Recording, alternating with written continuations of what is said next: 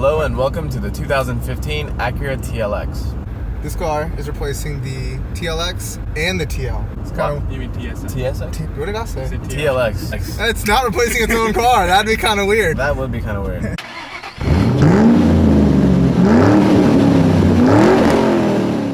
Stepping into this car, you can automatically tell Acura has done an amazing job with the interior.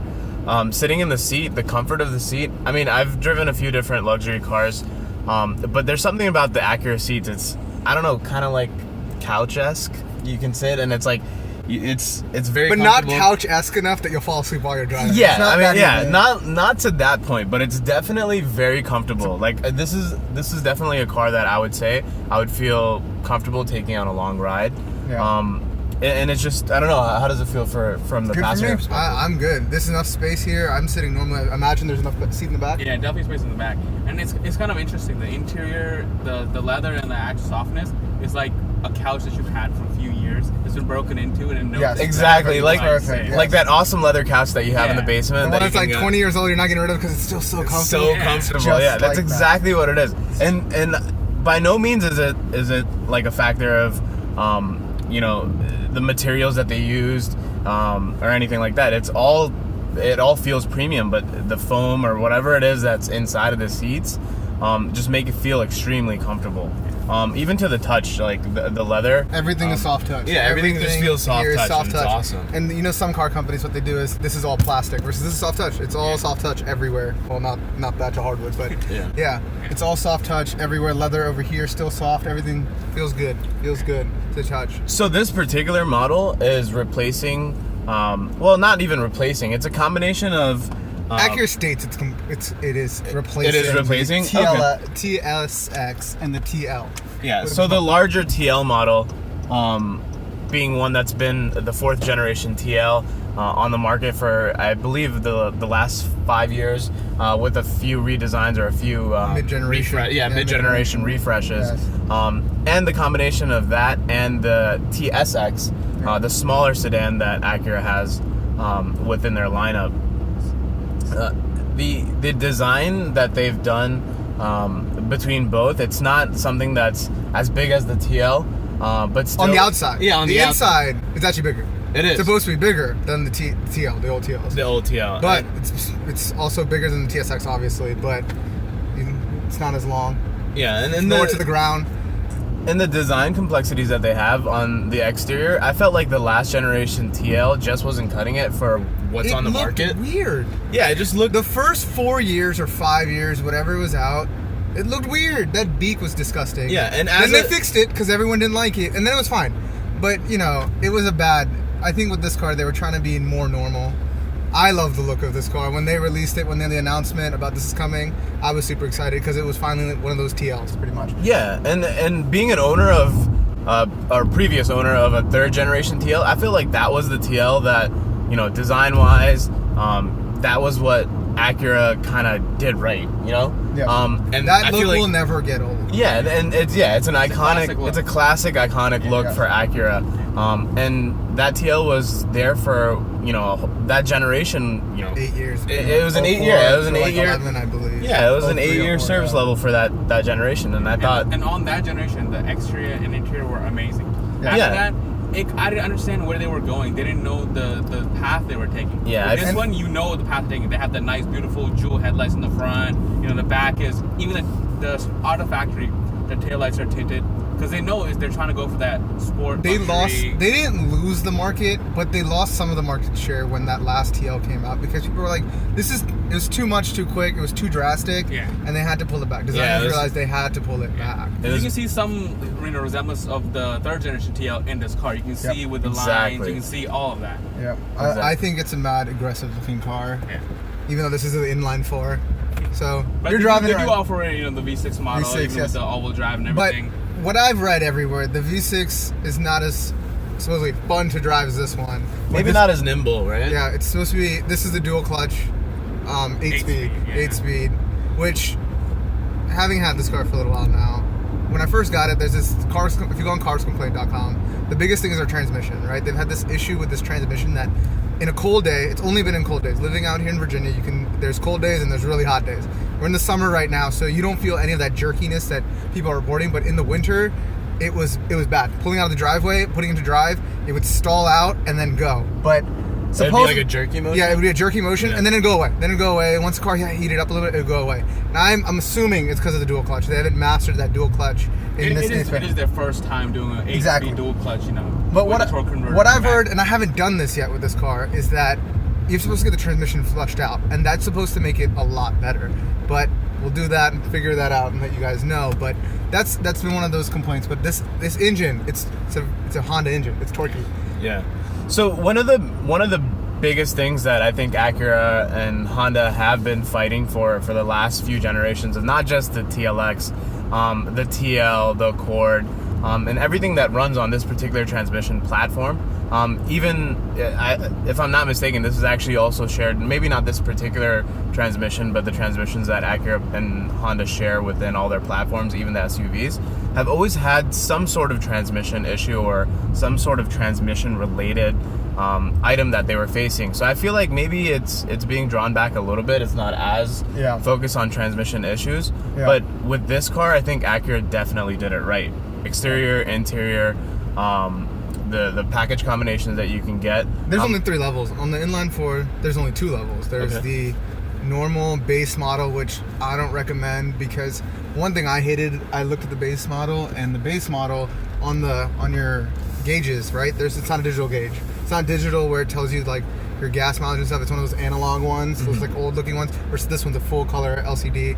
It's that, and then you don't get navigation. You don't get the premium ELS sound system, and the difference in price I think is $31 about for the base model, $35 for this one. You're still with every option. This has a lane assist, and then brake. No, so it doesn't brake for you. It tells you to brake.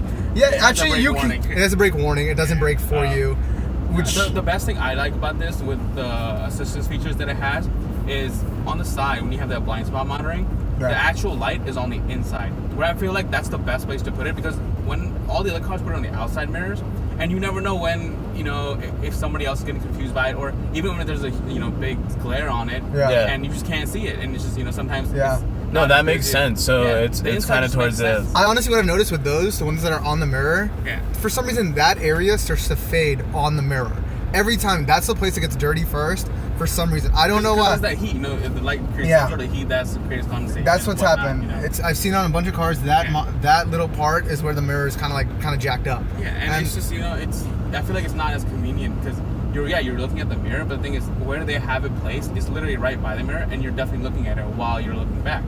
So it's on the inside. It's not going to get in the way. You know, it's not going to be ever taken away. It's not ever going to be blocked by somebody else. It's literally, it works because it's right in your view. No, exactly. So now we're out in the back roads out here. You're driving. How does it feel? Again, it's in normal mode right now. So yeah. So that's another thing that I was going to talk about. With most of the newer cars that are coming out, you get the ability to select the drive modes. Acura didn't, you know, deroute from that, you know, that feature as well. There's 4 modes. There's 4 different modes on this particular car. You have Eco, Normal, Sport, and Sport Plus. Yes.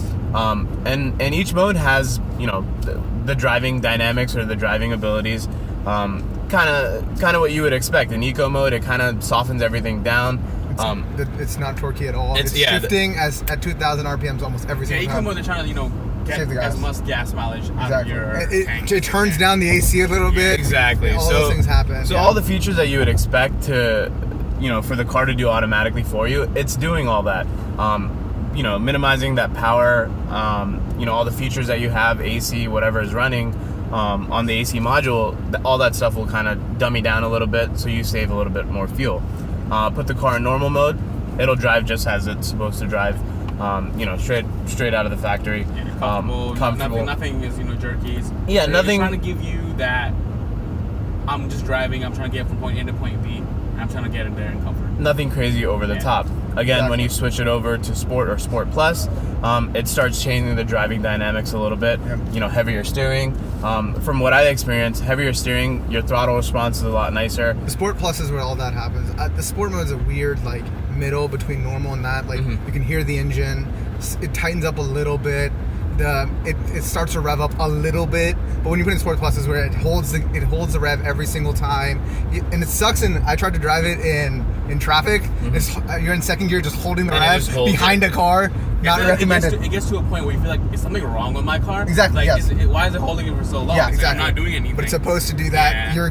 If you're like drag racing, that's the one you want to be in. Don't know why you'd be doing it in this car, but to each their own. But that Sport Plus is where you get that really tight grip on the road.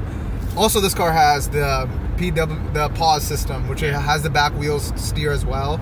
It's all wheel steer. So, having never had that in a car until now, you can feel the difference in a turn. You can gun it a little bit, just a little bit. You can tap the gas a little bit and keep going through those turns. Yeah, so you can kind of drive. Exactly. And the best thing is, like, when you're coming to a stop, like, immediately, the back wheels turn in to give you that extra grip. Exactly. Yes. Exactly. So it's something you can talk about and think about it, but until you experience it, it's totally different. It's a totally different You feel it experience. when it's actually working. Like, wow, it's actually helping. The grip is coming in more than I expected. And I think more and more cars are slowly going to integrate that because there is a difference. I don't know what it's going to cause in maintenance later as. Yeah, it does rub your tires a little bit more. Yeah. It's true, but I'd rather have to replace my tires. But then it's a Honda thing where you have to end up changing the brakes so often because they put smaller brakes than they're supposed to. Yeah.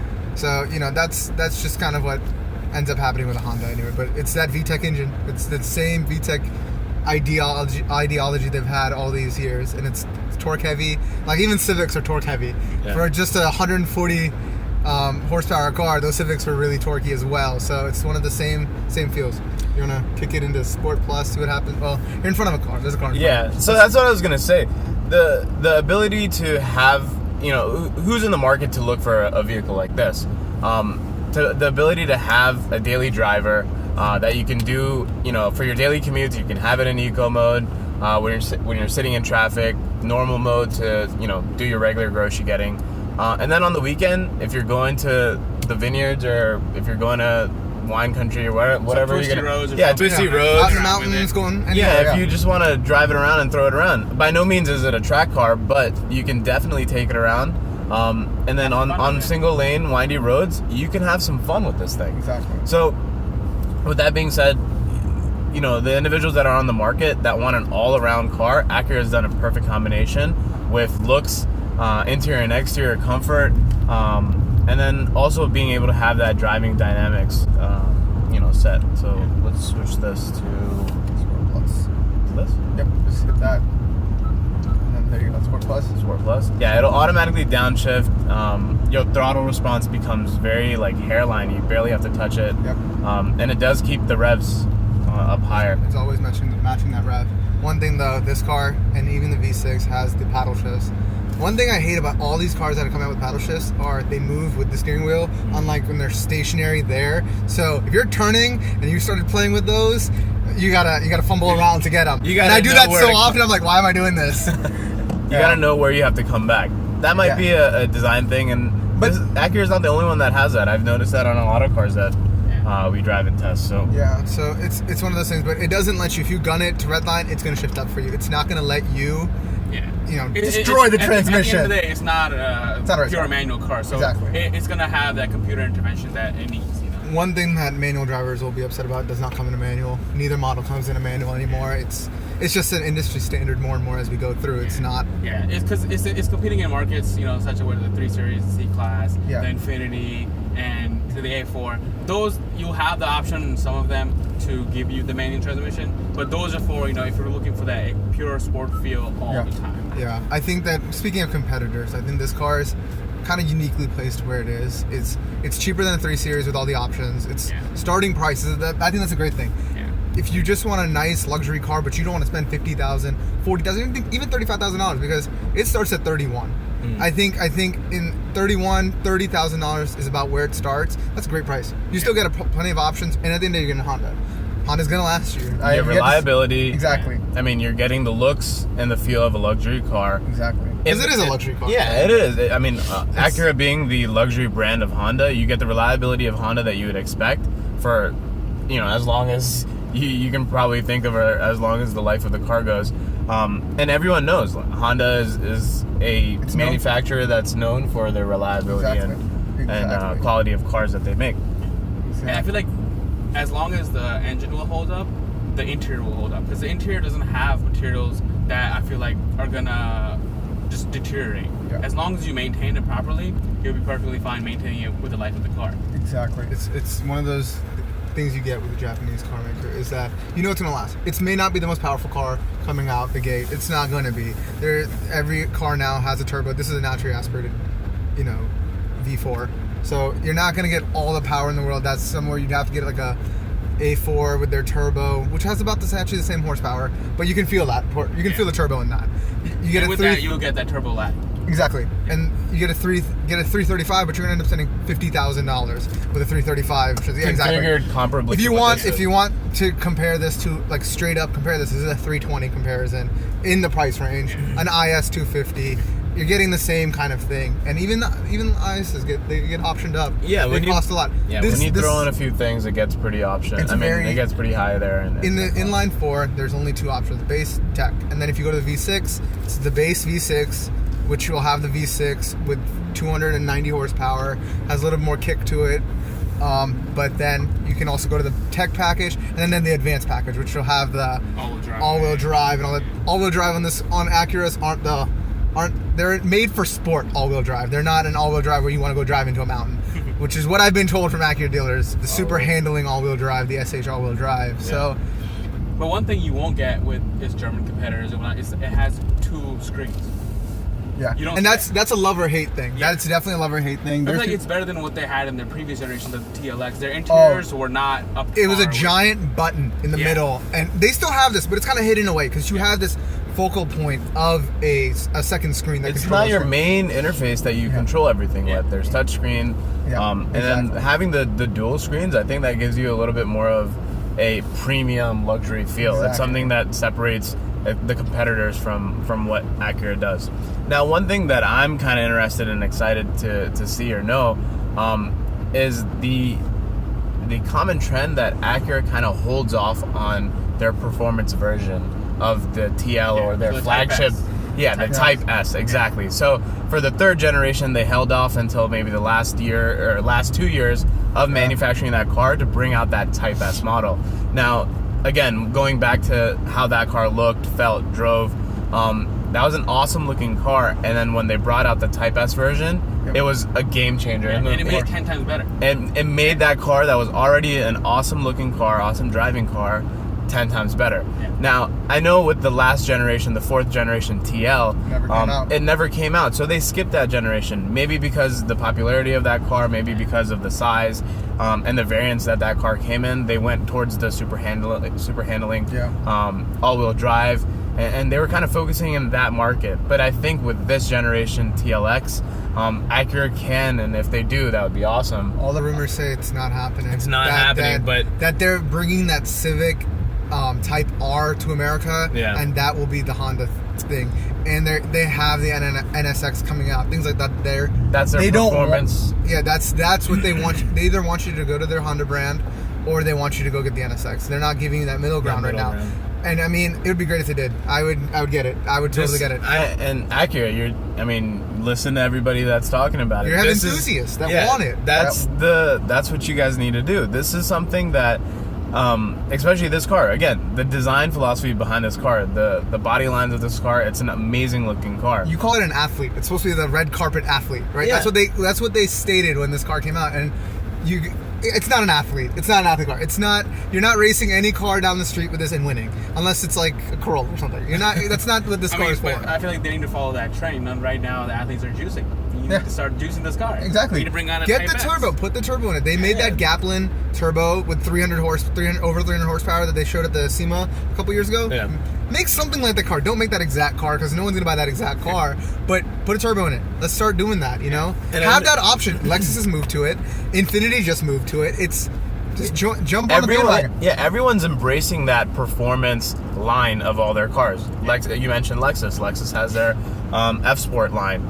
If we do go to the German competitors, they're turboing everything. Yeah, everyone's either putting performance upgrades or visual upgrades. Yep.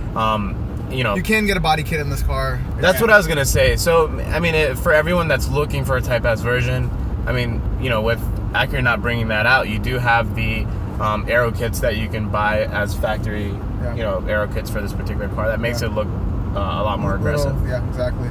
Another thing that there was rumors out that they might make a coupe out of this car. I imagine it's just renderings that people have made. It's not anything official, but it'd be cool to have a coupe. They don't really have a coupe in their lineup right now, but the RSX has been discontinued. We haven't seen an Integra in years, or the Legend, or any of those things have been gone. So it'd be comparable to the last generation, or the old CL Acura. Then, Exactly, right? that CL. I actually really liked the CL as a kid. I mean, it's gone now, it's been gone, but they don't have one of those. Every car company has a coupe. Where's your coupe, you know? So, I mean, this is placed in between the ILX, the RLX. The ILX, if you've seen it recently, looks a lot like this car now, except for the back. And the base model comes with this. No, the upgraded engine on that car is the same as the bottom level engine in this car. So it's comparable. I've driven it. It's a lot the same, a lot smaller though.